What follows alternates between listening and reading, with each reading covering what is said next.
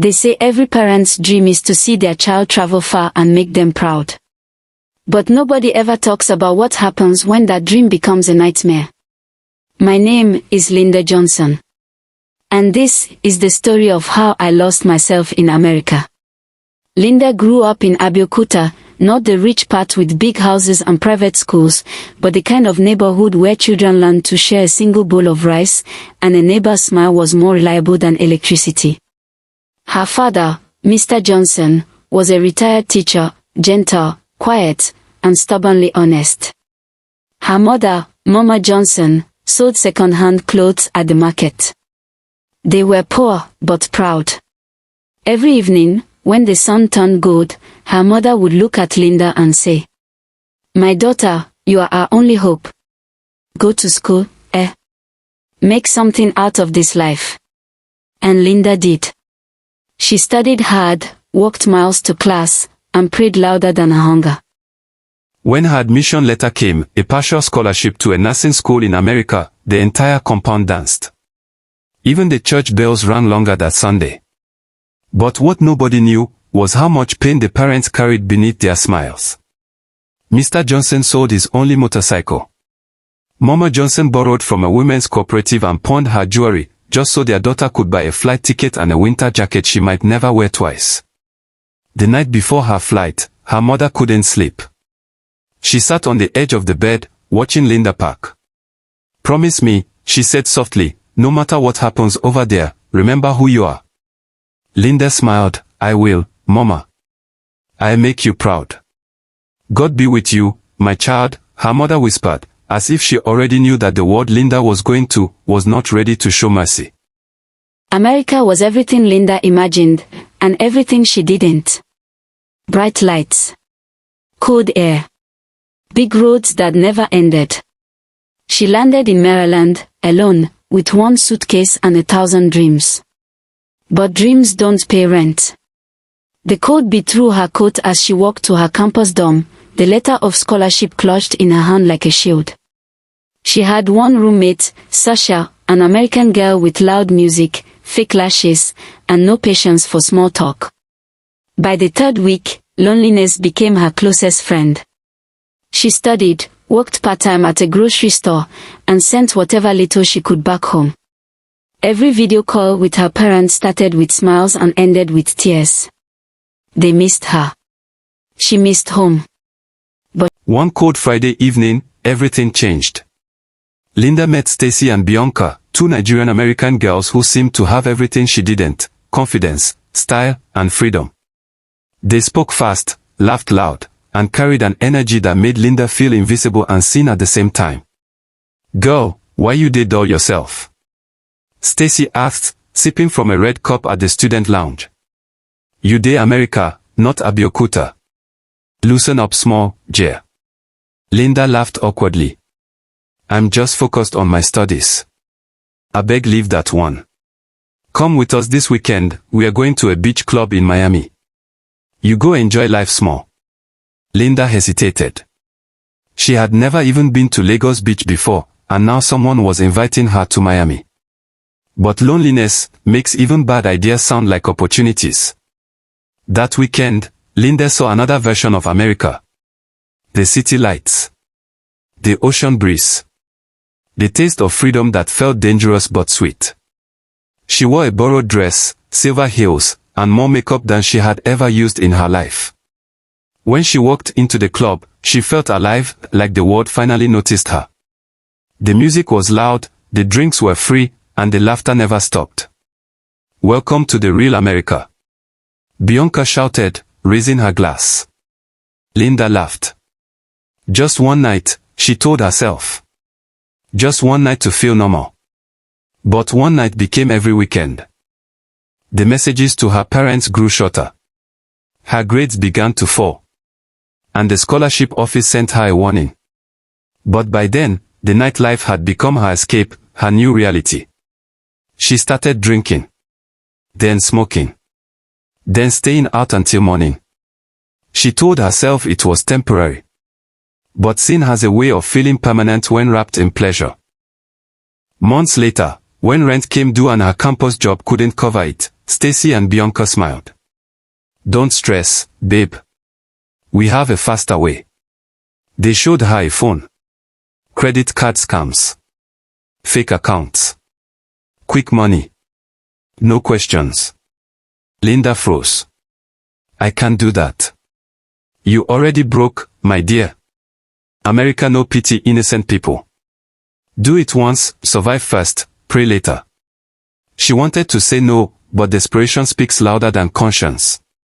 And that was the night Linda Johnson crossed a line she could never uncross. She didn't tell anyone. She told herself it was survival. But when she lay in bed, she could still hear her mother's voice. Remember who you are. She couldn't remember anymore. Weeks passed. The money came easy.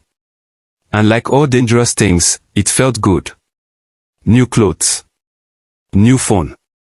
A new confidence that wasn't real.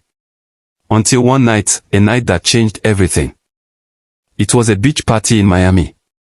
The moon was full, the air heavy with smoke. Someone brought drugs. Someone brought guns. Linda was in the wrong place, at the wrong time. Suddenly, sirens. Police. Screams. Chaos everywhere. She ran. Her heels broke. Someone shouted her name. And in the middle of the panic, a man grabbed her hand and pulled her behind the car. Stay down, he said. She looked up, tall, calm, eyes sharp even in the dark. When the sirens faded, he gave her his jacket. Inside was a gold emblem, Governor's Office, Maryland. And a name tag, Daniel F. That night. I didn't know it yet. But the man who saved me was the same man God would use to save my soul. After that night on the beach, I couldn't sleep. The police had arrested 3 people. 2 of them were my friends. I deleted every picture, every message, every trace. But no matter how many times I scrubbed my phone, I couldn't clean my heart. For weeks, Linda kept her head down. She stopped going out, stopped answering Stacy's calls. The club nights were replaced by long walks under streetlights and hours staring at textbooks that no longer made sense. She wore Daniel's jacket everywhere, not because of the warmth, but because it reminded her that someone had seen the real her, for a second. One evening, a text came from an unknown number. Daniel, are you okay? I found your student ID in my jacket pocket. She almost didn't reply. But loneliness can push a person toward any kind voice. Linda, I'm fine. Thanks for helping that night. Daniel, no problem. You looked like you needed a friend. That simple line felt like medicine. They began meeting at a small cafe near campus. Daniel wasn't what she expected from a governor's son. No bodyguards, no pride, just a young man with questions about the world. My dad wants me in politics, he said once. But I just want to work with people who've lost their way. Linda smiled weakly. People like me. He shrugged. Maybe. You talk like someone running from something. She looked away. Aren't we all? For the first time in months, someone listened without judging. He didn't flirt. He didn't pry. He just showed up, with coffee, laughter, and patience. But secrets grow heavier when kindness enters the room. Every time Daniel smiled at her, guilt chewed deeper. She hadn't told him she was still owing the scam ring money. Stacy had been released on bail and wanted Linda back, for one last job. Stacy, babe, relax. It's easy. You just walk in, swipe the cards, walk out. We cash out, disappear. Done. Linda's hands shook. She looked at Daniel's text on her phone. Proud of you for staying clean. Tears filled her eyes. But fear of Stacy was louder than shame. That Friday night, she went. A designer store. Empty aisles. Quick plan. But when the alarm went off, her heart nearly stopped. Security grabbed Stacy, Linda ran. She ducked into a back alley, rain pouring, shoes slipping. A car pulled up. The driver's door opened. Linda. It was Daniel. "Get in." He'd been driving by. He didn't ask questions until they reached his apartment. Soaked and shaking, she sat on the floor, mascara running down her face. Daniel crouched beside her. "Tell me the truth," he said softly. "Who are you running from?" She broke. Everything came out, the parties, the lies, the theft, the fear. Words tumbled out like confession in a storm. When she was done, there was only silence. "I'm sorry," she whispered. "You shouldn't have helped me." Daniel took a long breath. "Maybe God sent me to." The next morning, he drove her to a small community center, a rehab and faith outreach he volunteered with. The sign read, "New Beginnings Shelter." Inside, people laughed, painted, sang, broken people trying again. "Stay here for a while," Daniel said. "Get clean. Learn peace again." For weeks, she scrubbed floors, joined group prayers, listened to women share stories worse than hers. Each day felt like peeling away an old layer of shame. One night she stood under the dim hallway light, holding a mop, whispering, "God, if you still remember me, please, just don't let me go back." And somehow, he didn't. Because Daniel kept showing up, with groceries, with jokes, with quiet faith. He saw her not as a mistake, but as a miracle in progress. Slowly, she started smiling again. She took online classes, volunteered at the shelter, and began sending small money back home. Her parents thought she was thriving at school. They never knew their daughter was rebuilding her soul instead. Months passed. Linda's eyes looked different, steady, bright, alive. The director of the shelter offered her a small job. She moved into a shared apartment. One evening, Daniel visited with flowers, awkwardly, like a teenager. "For surviving yourself," he said. "For forgiving me," she replied. They laughed, and something quiet but certain began between them. Love didn't rush in like a movie. It crept in, gentle and respectful, built on friendship, not rescue. They prayed together, studied together, dreamed of helping others who were lost the way she once was. Linda finally believed she could be whole again. Until one phone call reminded her that unfinished stories always find their way. "Linda. It's your father." His voice trembled. "Your mother, she's sick. We need prayers." The doctors. The line cracked. The word blurred. All the guilt she'd buried rose again. She wanted to fly home that night, but she had no money. Daniel stepped in quietly, booking the ticket without a word. "You have to face them," he said. "Not as the perfect daughter. As the real one." She nodded, tears falling. "What if they can't forgive me?" "Then start by forgiving yourself." She looked out the window as the plane rose through the clouds. Below, the lights of America flickered like a memory fading. She whispered, "Mama, Papa. I'm coming home. Not with degrees or money, but with grace." When the plane touched down in Lagos, my heart almost stopped. It had been 3 years since I left. 3 years of silence, sin, and survival. Now I was back, not as the star child they sent off, but as the prodigal they never expected to see again. The heat slapped her first, warm, thick, alive. The smell of roasted corn drifted through the open taxi window. Everything looked smaller, noisier, hungrier, yet somehow comforting. Linda clutched the small bag Daniel had packed for her, a few clothes, her worn-out Bible, and a letter he'd written. He couldn't travel yet, his father's health kept him in Maryland. But his note read, "Go home, Linda. Tell the truth. Let grace speak for you. I'll come when the time is right." The taxi rolled into her old street.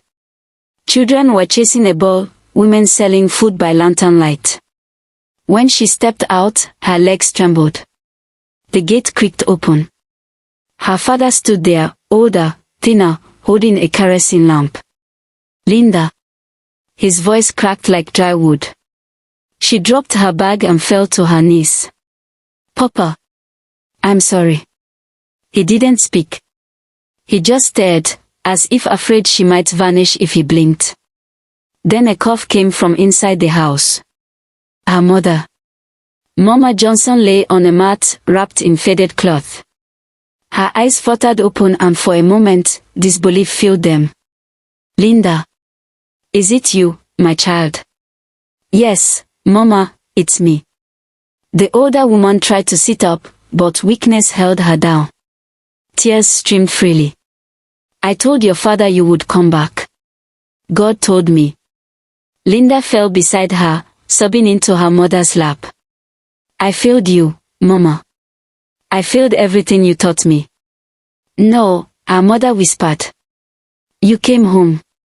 That's all a mother needs. For hours, mother and daughter held each other. No speeches, no explanations, just forgiveness flowing like rain. That night, Linda couldn't sleep. She sat outside under the stars, the same stars that once watched her leave. The neighbor's rooster crowed in the distance. Her father joined her quietly. He handed her a cup of tea. I don't know what happened over there, he said slowly. But you came back alive. That is enough for me. She looked at him, voice trembling. I want to make it right. I want to start again. He smiled, a small tired smile. Then start. Tomorrow is waiting. In the following weeks, Linda helped around the house, cooked for her mother, attended church again. People whispered, some stared. But gossip dies faster than love. One Sunday, after service, she gave a short testimony, no details, just truth. I went far from God. I did things I'm not proud of. But His mercy brought me home. If He can forgive me, He can forgive anyone. The congregation was silent. Then an old woman began to clap. Soon the whole church joined. It wasn't approval, it was grace made visible. 3 weeks later, Daniel arrived. He stepped out of the airport looking tired but smiling. When Linda saw him at the church gate, she froze, part disbelief, part joy. You actually came. You didn't think I'd miss meeting your parents, did you? They laughed, nervous and relieved. Mr. Johnson welcomed him with cautious eyes. Mama Johnson, stronger now, studied him quietly. Dinner was simple, rice, stew, laughter hiding nerves. After the meal, Daniel cleared his throat. Sir, Ma. I came not just to see Linda, but to ask for something precious. The room stilled. I love your daughter. She has taught me what grace truly means. I would like your blessing to marry her. Tears filled Mama Johnson's eyes. Mr. Johnson looked at Linda, the daughter who had once vanished, now sitting upright, calm, renewed. He nodded slowly. If she forgives herself, who am I not to forgive? You have our blessing. I couldn't believe it. All my life, I thought I had to earn love. But in that tiny sitting room, with flickering lights and tired smiles, I learned that love, real love, doesn't keep score. A month later, they returned to America together. Linda completed her studies, now focused, grounded, fearless. Daniel's father recovered enough to attend their wedding, a small ceremony by the same beach where they had first met.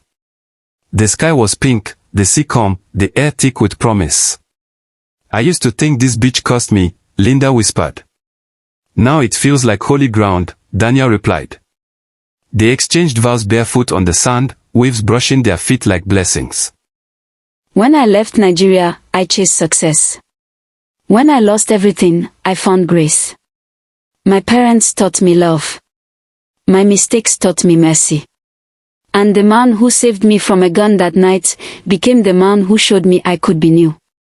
If you're listening to this, and you've lost yourself somewhere between your dreams and your reality, remember, God can rewrite any story. He rewrote mine. From shame to grace, from lost to found. This is the story of Linda Johnson. And it's only the beginning.